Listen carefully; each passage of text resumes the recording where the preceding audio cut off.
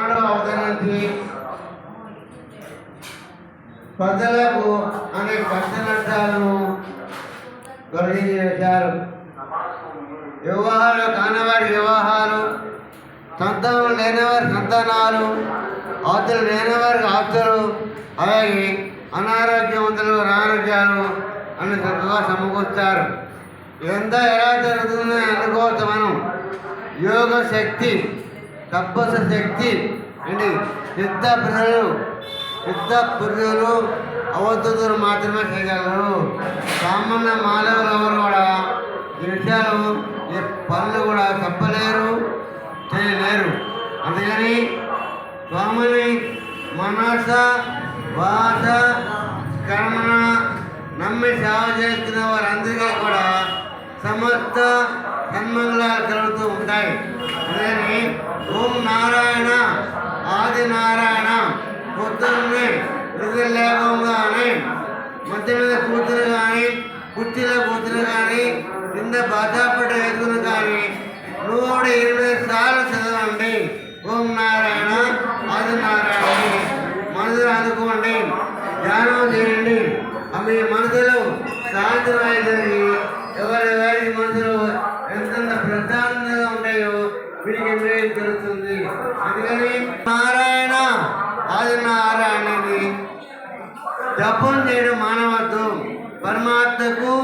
పరమాత్మ సృష్టించిన సృష్టి యావత్ మొత్తములకు మనమందరం కూడా శిరస్సు నుంచి వందనం ఆచరిస్తున్నాము అని మొట్టమొదటి వాక్యం చెప్పాలి. ఇది శివగీతలో పరమశివుడు అవతారం అగస్త్య మహుల వారు రాముల వారు చెప్తూ ఉంటారు. ఏమని? జన్మనిచ్చిన తల్లిదండ్రులకు వివాహం అయితే అత్తమామలకు గత పొద్దున్న లేచి వారు నలుగురుకు పరమాత్మ సృష్టి యావత్తు మొత్తములకు మనసపూర్తిగా శిరస్సు వందనం ఆచరిస్తున్నాము అని ప్రారంభించాలి మన కార్యక్రమాలు. మన కార్యక్రమాలు అన్నీ కూడా దిగ్విజయంగా పూర్తవుతాయి.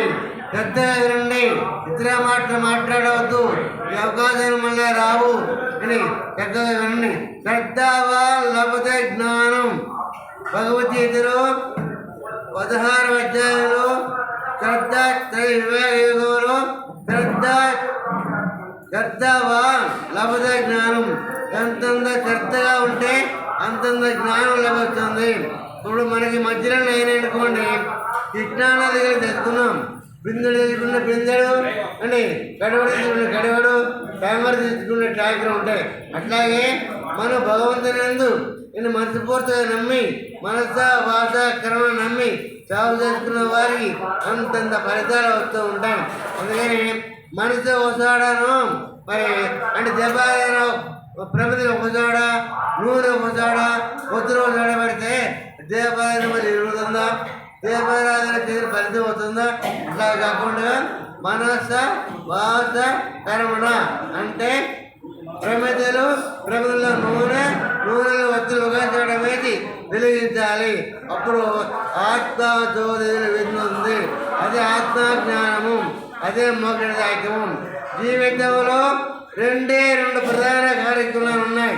ఏమిటంటే సజ్జన సాంగత్యము, రెండవది సత్కావ్య పఠనము. అంటే మంచి వాళ్ళతో స్నేహం చేయడము, మంచి గ్రంథాలు చదవడం అనండి. రామాయణము, మహాభారతము, భాగవతము, భగవద్గీత, గురుచరిత్ర, బంగారు దండి, వింజమ చరిత్ర, సాయినది చరిత్ర, గురు దత్తాత్రేయ చరిత్ర, బ్రహ్మసూత్రాలు, జీవ బ్రహ్మ ఐక్య రాజ యోగ సారామృతము, అలాగే యోగ వైష్టము 32 శ్లోక గ్రంథం అది. అట్లాగే సీతారామ ఆంజనేయ సంవాదం, సీతారాముల వారు ఆంజనేయ స్వామి జ్ఞానబోధ చేస్తూ ఉంటారు, అది చదువుకుంటూ ఉండాలి. అందుకని జీవితంలో సంసారం అనే విషయానికి 2 అమృత ఫలాలు ఉన్నాయి. సంసారం అంటే విషయం అంటే భార్యాభర్తలు మరి సంతాన సంసారం కాదు, అది అజ్ఞాన సంసారం. అసలు సంసారం ఏంటంటే జ్ఞానమైన సంసారం నేర్చుకోవాలి. ఆ జ్ఞానమైన సంసారాలు సంసారం అనే విషయ వృక్షానికి 2 అమృత ఫలాలు. విషవృక్షానికి అమృత ఫలాలు ఎలా కాస్తాయి అని అనుకోవచ్చు. అదే మీకు సజ్జన సాంగత్యం ఒక పండు, సత్కావ్యము ఒక రెండో పండు. ఇది యోగ వశిష్ఠంలో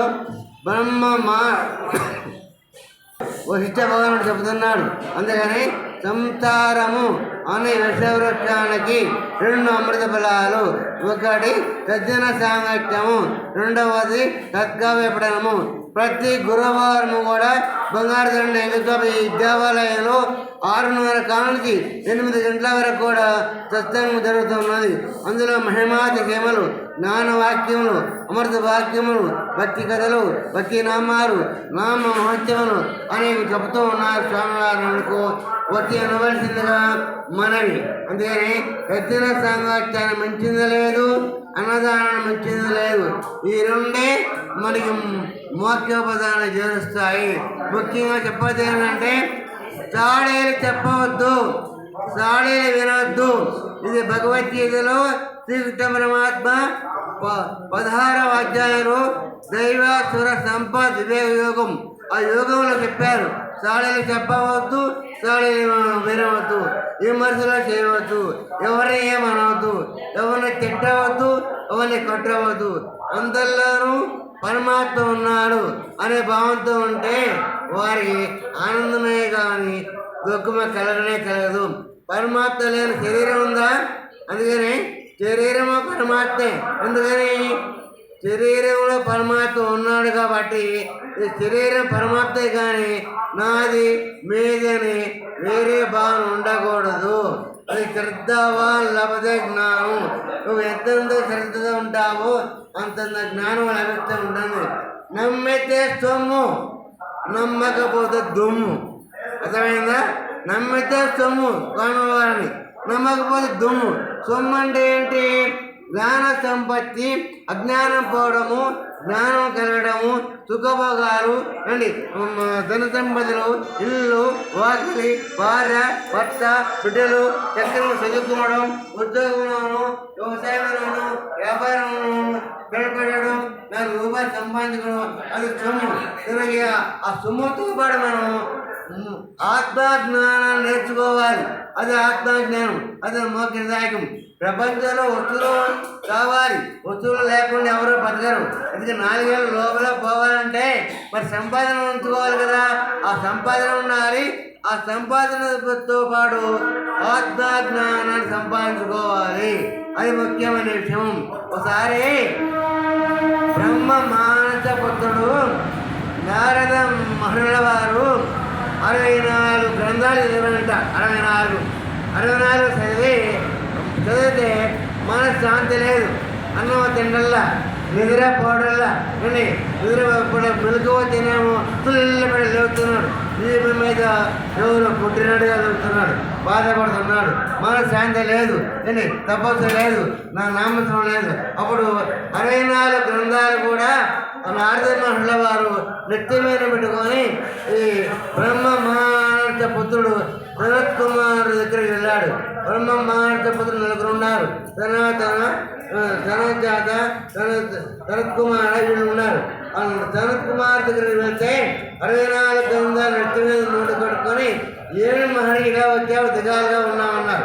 అంటే నాకు మనశ్శాంతి లేదు, 64 గ్రంథాలు చదివాను, అన్నం తినబుద్ధి కావట్లేదు, నీరు తాగబుద్ధి కావట్లేదు, నిద్రపోవద్దు కావట్లేదు, తపస్సు చేద్దాం అనుకోవట్లేదు అని ఆందోళనగా ఉన్నది, భయంగా ఉన్నది, బాధగా ఉన్నది. స్వామి నాకు జ్ఞానబోధ చేయండి అని నారద మహర్షి వారు ఆ సనత్ కుమార్ గురువుని అడిగారు. అప్పుడేం చెప్పారంటే, మహర్షి దీనంతటి ఒకే ఒక కారణం, ఆ కారణం చెప్తాను ఏమన్నారు. దీనిలో ఏమో ఏంటంటే ఆ కారణం ఏంటంటే తరిది శోక మాత వెట్, అంతే, ఒకే ఒక మాట. తరిది శోక మాత వెట్. ఆత్మ అంటే ఆత్మ, బ్రహ్మ పరబ్రహ్మ, విత్తనే జ్ఞానం. పరబ్రహ్మ జ్ఞానం ఎప్పుడైతే నేర్చుకుంటావో అప్పుడు దుఃఖం నుంచి విడబడతావు. అనే దేనితో దుఃఖం ఉండదు, చట్టం ఉండదు, చట్టాలు ఉండవు.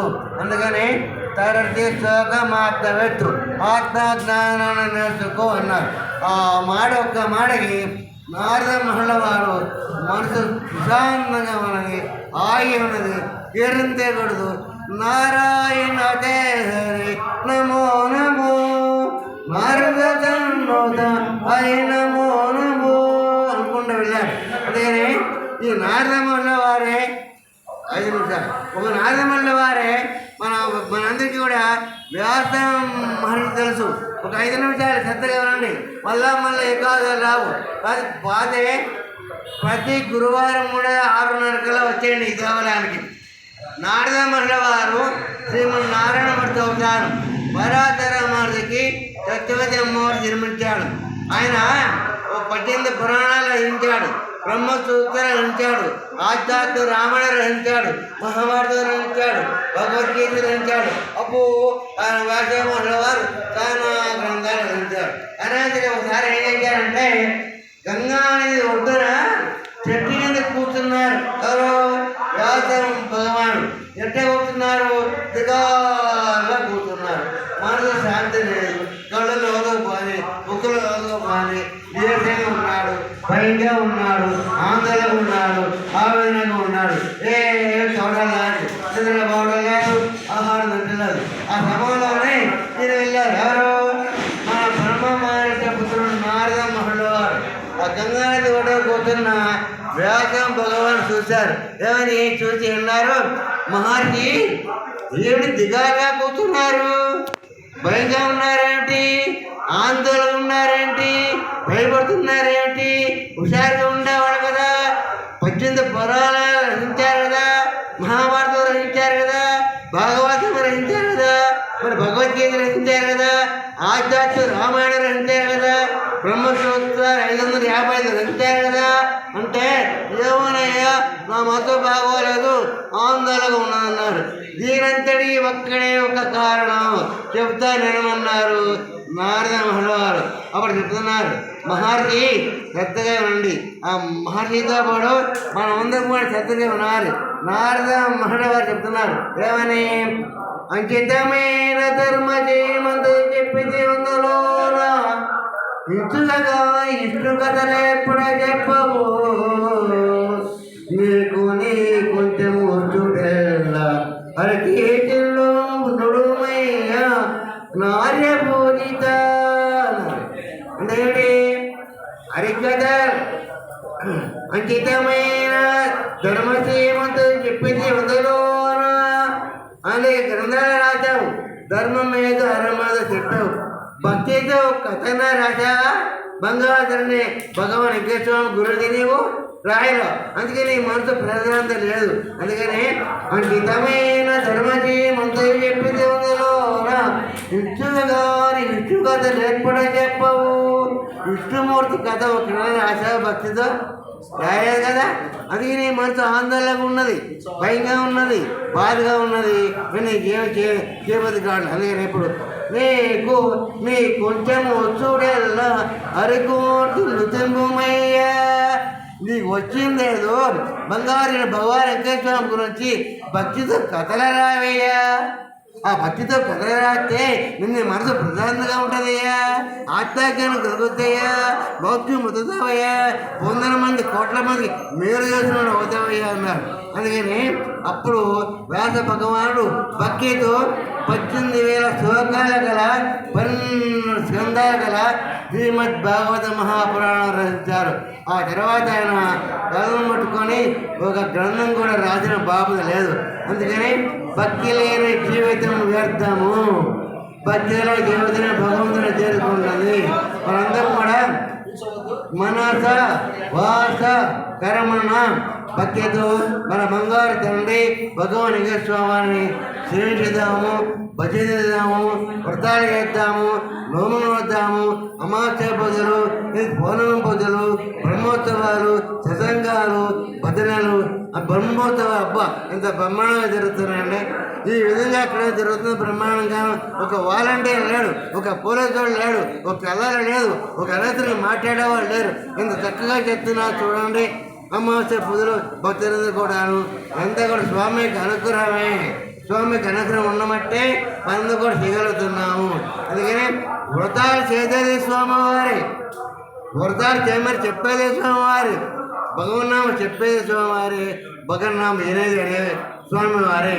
ఇదే ఆత్మా భావన, ఇదే ఆత్మా జ్ఞానము, ఇదే మోక్షదాయకము. ఓం నారాయణ.